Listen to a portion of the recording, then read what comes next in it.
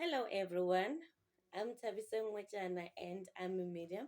Welcome back to my channel. We are growing and we're doing very, very good. Thank you for that. Thank you for the support as well. Today, as I record this, is actually the 8th of May 2022, and I'm based in South Africa. So, since last year, 2021, there have been talks of getting the 8th of May to become National Ancestors Day. And not only to embrace the day in terms of sending libations, doing rituals, and just going back to the source in our center, Contra Lesam has also wanted to take this kind of a day to another level and have it as a national holiday. So since then, there's been many talks about why at another holiday in South Africa. We have 12 already. This is just one other thing that Black people want, just so that we can address the imbalances of the past. And yes, why not? Why not? Why can't we have it?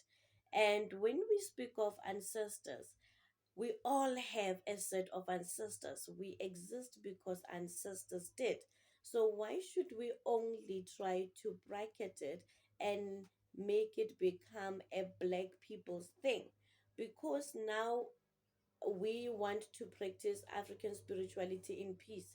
We want to be acknowledged as we do it.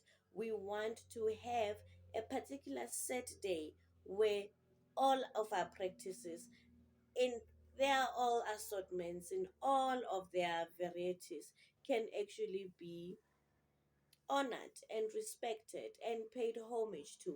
So, I was speaking to a friend, and she was also of the same idea, and she's a healer, and she was saying another holiday, but we only have 12 in South Africa. In Egypt, they have 21 public holidays.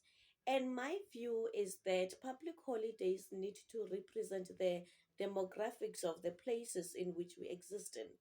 In order for us to really qualify ourselves as sovereign states and sovereign countries, why do we not be inclusive of everything else that happens around the demarcation of whatever area that we are in? And so I hold a different view, and my view is largely because of spiritual identity. I come here almost every week and talk to you about spiritual identity. You come to consultations, and I offer generational reading that speaks of spiritual identity. And I realize that most of it it's lost. We don't know who we are. We don't know who we are because one, it has not been shared uh, through the generations to us. Two, we are seeing a generation of the last 80 years who, one, they forgot about their own family traits, their rituals, their magic, or two, they have just been displaced and they stopped performing certain things, or they just stopped doing things that qualified them as spiritual people of a certain tribe or a certain family. And therefore, I'm of the view that fine, you get a generational reading. Some people really come through just to have a consultation because they want to understand who they are. They want to understand their spiritual makeup. They want to understand how certain things have happened in their family and why they keep on happening. Either good or bad, it does not matter. Some of them come because they want to break curses. Some of them come because they just want to understand, why are we so revered in our societies? What was it about us? What is it about us that got us to be such great people? And it is through a generational reading that most of you are encountering yourselves, right? Yourselves, because of the DNA that is with you. You are encountering a part of yourselves through this kind of consultations. But I'm of the view that if you have such days, and it's a national holiday, obviously you are going to be feeling the need to say why should we be honoring ancestors. Who are my ancestors? And where am I going with my ancestors? And what did my ancestors do? And that becomes a fact finding mission so that you understand yourself as you are. You understand the kind of base that you are building your own legacy on, because you too are going to be an ancestor, and that story needs to be built up upon. So, I'm not of the view that it's just one more holiday. The other day, I read a quote that says, to forget your ancestors, it is to be a book without a source or a tree without a root. And it was a Japanese proverb.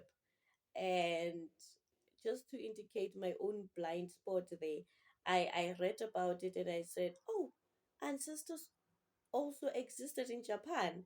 And I had to just say, dummy, dummy, come back to life. Yes, they existed everywhere, because ancestors, it is not exclusively an African traditional, word. Ancestors is a universal word to say people that have existed in your family lineage, that have done so ahead of you.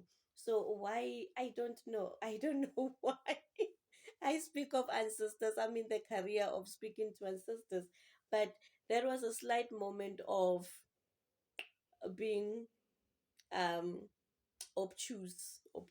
We're gonna go with obtuse than blonde, because we don't want to be those kind of people.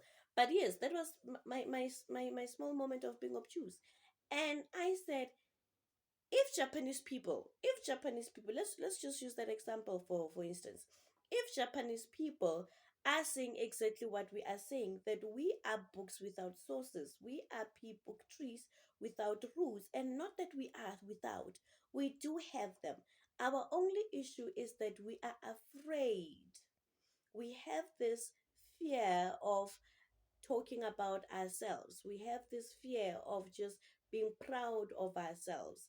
There are moments where I just sit and I said, God, sometimes I believe Steve Biko died way too soon, before he and the group of Black consciousness movement could actually instill some of these things inside of our brains, because we really need to hammer them down. And the example that I just gave you about my own blind spot there is an example. It's a perfect example of, at the back of my mind, there's something that says ancestors. If I hear somebody saying ancestors, black culture, African traditional Ntontoni, there they are again.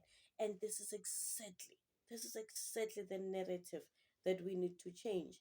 And we can only change it when we take pride in ourselves, when we understand who we are and the legacies we're trying to leave for our children. Now, take you for example. You are there busy becoming a geologist. You are there busy becoming you are studying until you reach all the roofs of what a person can be studying for. You are inventing things. You are looking at new methods of just improving people's lives. You today, as you are yourself looking at me and watching this clip, and you are doing this thing against so many odds. You are doing these things with no family history of financial success and booming economically. You are doing all of these things just straight out of your own energy and the things that you are thinking about and the things that you are pushing yourself to do. There is nothing that you are not sitting on a certain springboard just to, unlike other races. And if you do have that legacy of, oh, my people were great farmers and therefore it became a family thing, that's good for you. But you are an exception to the rule of this country as South Africa. And the rest of us and many people, we really have to take all of it and bring it so that our children and our children's children and our children, you can add as many children after what I just said, can remember us. Obviously, we are doing for the next generation that we are looking at, so that we can improve their lives. But you are one day going to be that mark of saying I had a great ancestor that was mm, John, and John did this thing in my family, and therefore I'm going to build on it. And if we are not rooted in such pride, if we are not fully open to recognizing these kind of days, and we are not open to dialogues about remembering who we are, I am mostly against most of the holidays that we have in South Africa, because they are all about remembering the strife and the heartache and the killings and everything else. And it's because we have been hurt. We've been hurt as a nation. It's not a bad thing that we can remember the hurt. But when we have new opportunities to bring together to say we are not just a victimized lot, we are people who were pioneers. We speak to the weather, we do these things, we do incredible things as African people.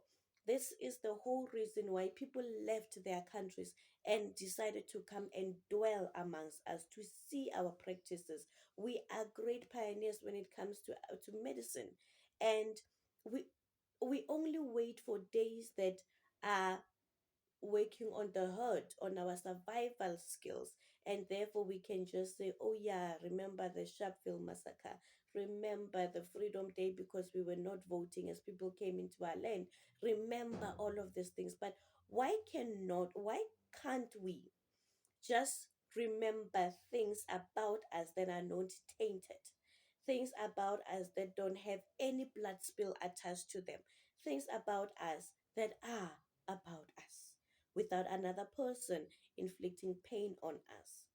And so there's a talk that says setlhare sa Mosotho ke lekgowa, loosely translated into meaning that the medicine of a black person is a white person.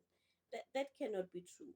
It cannot be true that unless white people endorse the things that we do and the things that we say, then we don't see them as important enough to have.